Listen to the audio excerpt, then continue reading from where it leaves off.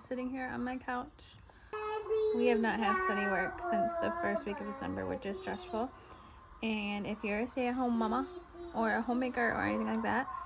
and you're super routine oriented like I am, holy moly, when I tell you having my routine thrown off, it just like my routine before was Kai would be up in the morning, he'd be out the door, I'd get up, do the dishes, do homeschool, clean the house, all the things, everything. So having him here just like throws a wrench in it, but also not that I don't want him here, obviously I love having him, but also he needs to work so we can like afford our life.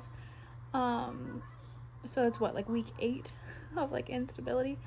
and I have just been, my fruit of the spirit has not been showing, and it all hit me at once, and I straight up came home and literally laid in the fetal position on the edge of the couch, and I didn't even know why I was so worked up, and I just started like sobbing, and like, you know how like when you're little in elementary school and you pee your pants, this actually happened to me, you pee your pants and then you're crying and hyperventilating, and you're like like that kind of crying, yeah, that's where I was at. And I was praying, I'm like, God, do a work in me, like fix whatever's going on, help me, show me what I need to do, show me what I need to change, because there was a bunch of things adding up that were really irritating me, and the worldly thing to do is to like blame it on them and this and that and him, and well, they're being bad and we don't have stable work and I'm stressed out, and all that I wanted to do when I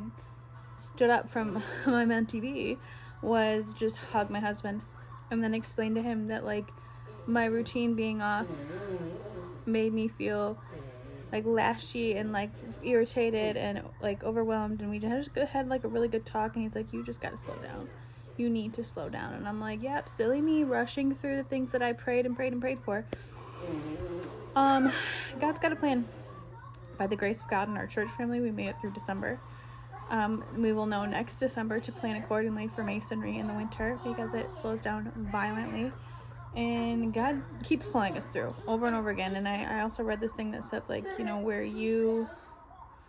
have the most anxiety is where you trust God the least, and that's like super duper convicting for me. You know, just bring it back to Jesus. When you're on that edge of that bed and you're crying like you peed your pants in elementary school, bring it back to Jesus and he'll pull you through. He always does.